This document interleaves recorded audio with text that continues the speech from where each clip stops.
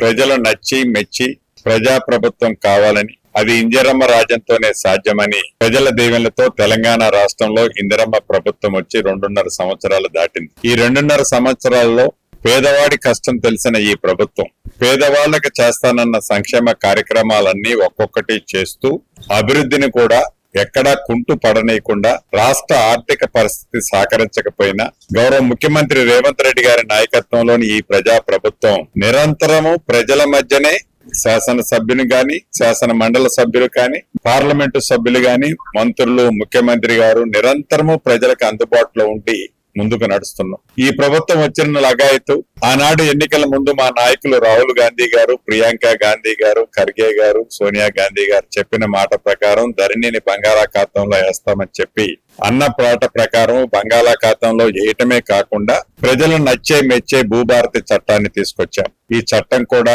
దేశంలోని అనేక రాష్ట్రాల్లో ఉన్న చట్టాలని క్రోడీకరించి మంచి అంశాలను చేర్చి సరళీకృతంగా, పారదర్శకంగా, ప్రజలకి ఇబ్బంది కలగకుండా ఉండే విధంగా, ఎక్కడా చిన్న పొరపాట్లు జరగకుండా ఉండే విధంగా ఈ చట్టాన్ని తీసుకొచ్చి ఇంప్లిమెంటేషన్ చేసే దాంట్లో భాగంగా ఆనాటి ధరణికి సంబంధించిన కొంతమంది ప్రబుద్ధులు, ఆ ధరణిని ఏర్పాటు చేసిన దాంట్లో పాలు పంచుకున్న ఆనాటి ప్రభుత్వ నాయకులు దీంట్లో కూడా అప్పుడప్పుడు ఈ భూభారతిలో కూడా చొరబడే కార్యక్రమాన్ని చేపడితే దానికి ఈ మధ్యనే సిట్ వేశాం.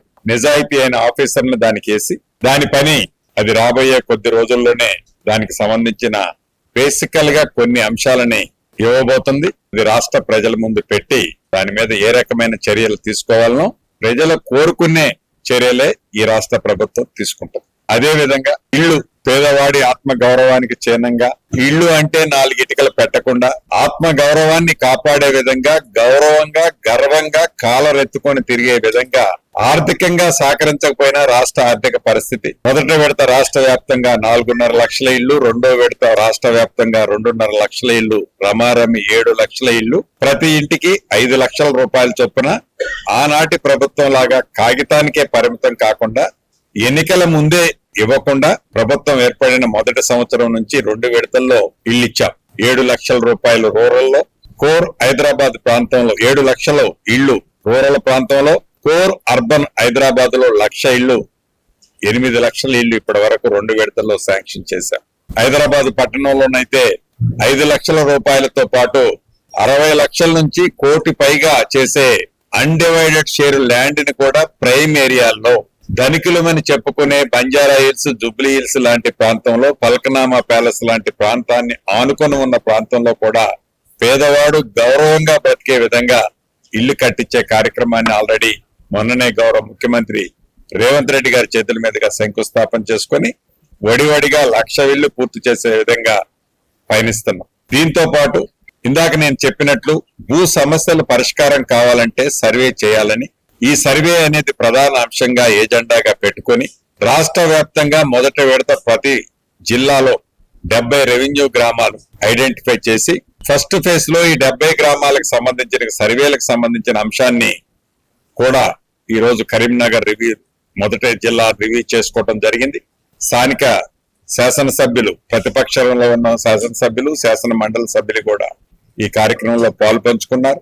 ఒక సర్వేకి సంబంధించిన అంశాలే కాకుండా హౌసింగ్ సెక్టార్ కి సంబంధించిన అంశాలు, ఇతరత్ర ప్రతి అంశం మీద క్షుణ్ణంగా సుదీర్ఘంగా 4.5 గంటలు ఎంఆర్ఓ స్థాయి అధికారి నుంచి, మండల రెవెన్యూ ఆఫీసర్ అధికారు దగ్గర నుంచి, మండల సర్వేరు దగ్గర నుంచి మొదలెట్టి రాష్ట్ర స్థాయి principal secretary revenue, stamps and registration, survey and settlement IG, housing MD, అదే రకంగా మా సహచార మంత్రివర్యులు, మా విప్ గారు, మా శాసనసభ్యులు, అపోజిషన్ శాసనసభ్యులు అందరం కూర్చొని 4.5 గంటల పైచిలుకు ఈ బేస్ లెవెల్ ఆఫీసర్తో సుదీర్ఘంగా చర్చించిన తర్వాత కొన్ని లొసుగులు స్పష్టంగా కనిపించడం జరిగింది. ఇది ఫస్ట్ మీటింగ్ కావటం వలన ఒకళ్ళిద్దరి మీద ఒక ఎంఆర్ఓని ఐ థింక్ సస్పెండ్ చేసినట్లున్నా, ఒక ఎంఆర్ఓకి ఎక్స్ప్లెనేషన్ కాల్ఫర్ చేస్తూ 1-2 ఇంక్రిమెంట్లు కట్ చేశాం. ఇంకా అధికారుల మీద కూడా ఛార్జ్ మెమోలు ఇష్యూ చేయండి అని కొంతమందికి ఆదేశాలు ఇచ్చారు. ఇవన్నీ ఏదో బేస్లెస్ గా కాదు, ప్రత్యక్షంగా వారితో మాట్లాడి వారు చెప్పింది విని వారు చూపించింది చూసిన తర్వాతనే అధికారులు ఎవరి మీద ఈ ప్రభుత్వానికి కోపమో ద్వేషమో లేదు, సామాన్య ప్రజలను ఇబ్బంది పెట్టొద్దని, సామాన్య ప్రజల పక్షాన ఈ ప్రభుత్వం ఉన్నది కాబట్టి వారికి మంచి జరిగే విధంగా పనిచేయాలని ఆలోచన తప్ప బాధ్యత రహితంగా ఉన్న అధికారుల మీద ఈ ప్రభుత్వం చర్యలు చేపట్టుద్దే తప్పితే మంచిగా పనిచేసే అధికారిని ఈ ప్రభుత్వం నెత్తిన పెట్టి ఇది ఫ్రెండ్లీ ప్రభుత్వం, ఇది ఎవరినో కక్షపూరితంగానో ఇతరత్రనో చేపట్టే ప్రభుత్వం కాదు అని ఫ్రెండ్లీ ప్రభుత్వం అని సామాన్య ప్రజల్ని ఇబ్బంది పెడుతుంటే ప్రభుత్వం చూస్తూ కూర్చోదు.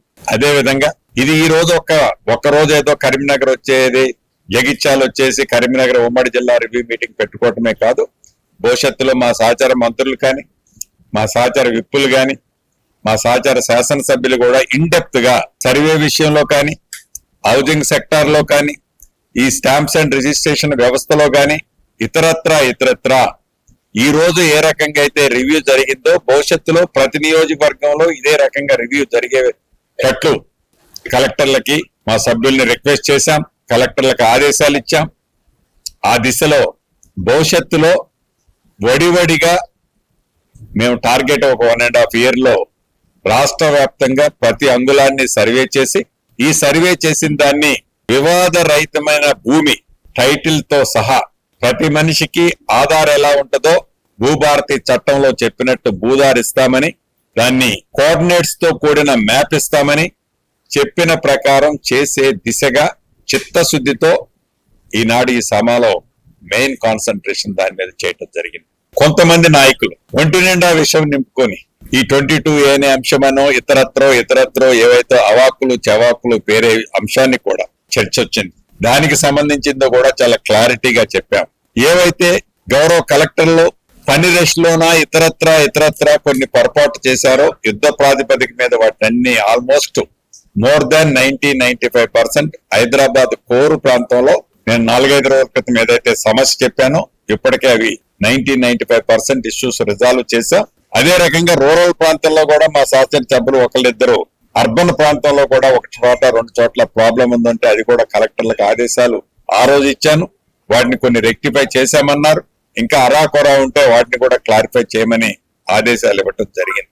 ఓవరాల్ గా ఈ రాష్ట్ర ప్రభుత్వం ఏవైతే హౌసింగ్ సెక్టార్ కి సంబంధించింది కానీ, సర్వే అండ్ సెటిల్మెంట్, అదే రకంగా స్టాంప్స్ అండ్ రిజిస్ట్రేషన్ అంశాలు కానీ, ఇక రెవెన్యూకి సంబంధించిన అంశాల మీద చాలా సుదీర్ఘంగా గౌరవ సభ్యులు ఇచ్చిన శాసనసభ్యులు, మంత్రి గారు, సహచార మంత్రి గారు, విప్ గారు ఇచ్చిన సూచనలు అన్ని పరిగణనలోకి తీసుకొని అధికారులకి కింద స్థాయి అధికారి నుంచి ఉన్నత స్థాయి అధికారి వరకు కూడా డైరెక్షన్స్ ఇస్తూ వారికి ఉన్న కొన్ని డౌట్స్ ను కూడా అక్రాస్ ది టేబుల్ వాళ్ళకి ఇన్స్ట్రక్షన్స్ అన్ని ఇచ్చి ముందుకు పోవటానికి, వడివడిగా నడవటానికి వాళ్ళకి కావాల్సిన అన్ని ఫెసిలిటీస్ ని కూడా సమకూర్చడం జరిగింది. అదే విధంగా ఈ జగిత్యాల కాన్స్టిట్యున్సీలో ఎక్స్క్లూజివ్లీ జగిత్యాల కాన్స్టిట్యున్సీకి సంబంధించి మార్నింగ్ నేను ఇందిరమ్మ 2008 ఆనాడు ఇందిరమ్మ ప్రభుత్వంలో రాజశేఖర రెడ్డి గారు ముఖ్యమంత్రిగా ఉన్నప్పుడు అద్భుతంగా ఈ రాష్ట్రంలోనే ఉమ్మడి ఆంధ్రప్రదేశ్ లోనే ఒక పెద్ద ఇందిరమ్మ కాలనీ ఏర్పాటు చేయాలని ఒక సదుద్దేశంతో సుమారు 199 ఎకరాల గవర్నమెంట్ ల్యాండ్ లో ఆనాడు స్కీమ్ ని మొదలు పెట్టడం జరిగింది. దురదృష్టవశాత్తు 2008 నుంచి ఈ ప్రభుత్వం వచ్చేంత వరకు, అంతకు ముందు దాంట్లో కొన్ని ఆనాటి ప్రభుత్వం కొన్ని టవర్లు కట్టింది. ఆ టవర్లు కూడా అసంపూర్తిగా ఉంటే మా మిత్రుడు సంజయ్ అన్న పదే గౌరవ ముఖ్యమంత్రి గారిని మమ్మల్ని ఫాలో అప్ చేసి మా మంత్రి గారి సహకారంతో, మిగతా మిత్రుల సహకారంతో దానికి మొదట విడత ఏదైతే ఇన్ఫ్రాకి సంబంధించిన దాంట్లో ఒక 32-33 crores కావాలంటే ఇచ్చాం. పాత బిల్లులు కూడా సుమారుగా 27-28 కోట్లు ఆ టైంలో బిల్స్ అయిన వాటిని కూడా వాళ్ళు పేమెంట్ చేయకుండా వదిలేస్తే అవి క్లియర్ చేశాం. మళ్ళీ ఒక 30-32 కోట్లు కావాలి హాస్పిటల్కి, స్కూల్స్ కి, ఇతరత్ర అడిగారు. అది కూడా మార్నింగ్ నేను పోయినప్పుడు చూశాను, అవసరం ఉంది. వాటిని కూడా యుద్ధ ప్రాతిపదిక మీద ఇద్దామని కూడా నిర్ణయం తీసుకున్నాం. దీంతో పాటు ఇక్కడ ప్రధానమైన సమస్య, కొంతమంది నాయకులు ఇది ఒక జాతీయ సమస్య లాగా చిత్రీకరించే ఒక సమస్య ఉంది. ఒకటి చాలా స్పష్టంగా మీ ద్వారా ఈ జగిత్యాల ప్రాంతంలో ఉన్న నా కుటుంబ సభ్యులకు ఒకటి చెప్పదలుచుకున్నా. మీరెవరు అభద్రతకు లోను కావాల్సిన అవసరం లేదు. నా పేరు ఉందో లేదో, సంజయ్ అన్నతో ఉన్నానో ఉన్నోడికే వస్తుంది, లేనోడికి రాదనో, కాంగ్రెస్ పార్టీ కండవ కప్పుకుంటేనే వస్తుందో లేదని ఎవరైనా అటువంటి భ్రమలు కల్పిస్తే అది తప్పు. పేదవాడు అయి ఉంటే చాలు, ఇస్తాము అని పదే పదే ఏ మాట అయితే చెప్తున్నానో దానికి నేను ఇక్కడ కూడా కట్టుబడి ఉంటాను. దానికి సంజయ్ అన్న ఏమి అగనెస్ట్ కాదు. ఏవైతే గౌరవ కలెక్టర్ గారికి ఆదేశాలు ఇచ్చాను, ఆనాడు 2008లో ఎవరైతే ప్లాట్లు ఎలకేషన్ ఇచ్చామనో, ఏవైతే సర్టిఫికెట్స్ ఉన్నాయనో, ఇతరత్ర ఉన్నదో అటువంటి వాళ్ళందరినీ అప్లికేషన్ పెట్టుకోమని ఒక నోటిఫికేషన్ ఇచ్చారు. ఇస్తే 400 మంది అప్లికేషన్లు పెట్టుకున్నారు. ఈ 400 మందిలో వెరిఫై చేస్తే 198 మంది జెన్యూన్ ఉన్నదని కలెక్టర్ గారు ఒక లిస్టు తేల్చారు. ఇంకా కొంతమంది రాలేదని కొంతమంది నాయకులు బయట చెప్తున్నారు. సో వారు అనేదాన్ని కూడా మళ్ళీ పరిగణలోకి తీసుకొని గౌరవ కలెక్టర్ గారికి, హౌసింగ్ బోర్డు ఎండి గారికి ఆదేశాలు ఇచ్చాను. మళ్ళీ ఒక 10 days అప్లికేషన్ ఎవరైతే అర్హులు ఉన్నారో అప్లై చేసుకోమని పెట్టుకోమన్నా. వారు అప్లై చేసుకున్న వాళ్ళు అప్లై చేసుకుంటే జెన్యూన్ ఉన్న ఈ లిస్టు ఆ లిస్టు కలిపి ఏదైతే ఈ 18-19 సంవత్సరాల క్రితం కట్టిన స్ట్రక్చర్స్ ఫౌండేషన్లు కట్టి ఒక స్టేజ్ లో ఉన్నాయి, లెంటల్ లెవెల్ కొన్ని ఉన్నాయి, స్లాబ్ లెవెల్ కొన్ని ఉన్నాయి. దీంట్లో పెద్ద పెద్ద చెట్లు మొలిసినాయి. ఆ చెట్లు తీస్తుంటే ఈ ఫౌండేషన్ తో సహా కూలిపోతుంది. ఏదైతే స్ట్రెంత్ నుండి మంచిగుంటే వెల్ అండ్ గుడ్, దాన్ని కంటిన్యూషన్ చేయడానికి ఇబ్బంది లేదు. అలా కాకుండా వారికి ఇళ్ల స్థలం ఇయటమే కాకుండా వారికి అక్కడ ఇల్లు ఇచ్చే కార్యక్రమం కూడా ఎలా చేయాలన్నది కలెక్టర్ గారిని, హౌసింగ్ ఎండి గారికి చెప్పాను. ఇక్కడ ఒకటే నేను చెప్పదలుచుకున్న అండర్లైన్ వరడు, పార్టీలకు అతీతంగా పేదవాళ్ళకి ఇవ్వటానికి ఈ ప్రభుత్వానికి ఏ రకమైన భేషజాలు లేవు. ఎవరు ధర్నాలు, నిరాహార దీక్షలు, ఇంకొకటి చేయాల్సిన అవసరం లేదు. 100% అర్హులైన పేదవాళ్ళకి ఈ ప్రభుత్వం ఇస్తది. దానికి ఎవరు దయాదాక్షిణ్యాలో, ఎవరు సర్టిఫికేషన్సో, ఎవరు పోరాటం చేయడం వల్ల వాళ్ళకి ఇచ్చారని ఎవరు కూడా సర్టిఫై చేసుకొని దాన్ని ఓన్ చేసుకోవాల్సిన అవసరం లేకుండానే అర్హులైన వాళ్ళకి ఇస్తాము. దానికి ఈ మంత్రి గారు ఇక్కడ లోకల్లో ఉండి టైం టు టైం దాన్ని ఫాలో అప్ చేసుకుంటారని మరొక్కసారి ఈ జగిత్యాల నియోజకవర్గంలోని ఈ ప్రాంతంలో ఉండే నా కుటుంబ సభ్యులకి మీ ద్వారా మరొకసారి తెలియజేసుకుంటూ, మార్చి 30వ తారీఖు వరకు సుమారుగా 300 కోట్ల దాకా పేమెంట్ ఉంది. రేపు సోమవారం నాడు రిలీజ్ చేస్తున్నాం. కేంద్ర ప్రభుత్వం నుంచి రూరల్ ప్రాంతానికి ప్రతి ఇంటికి యాజ్ పర్ అప్రూవల్ ప్రకారం 72,000 రూపాయలు వాళ్ళు మనకు శాంక్షన్ ఇవ్వాల్సింది ఉంది. ఇదిగో ఇస్తాం అదిగో ఇస్తామని డ్రాగాన్ చేస్తున్నారు. ఇస్తే సంతోషం.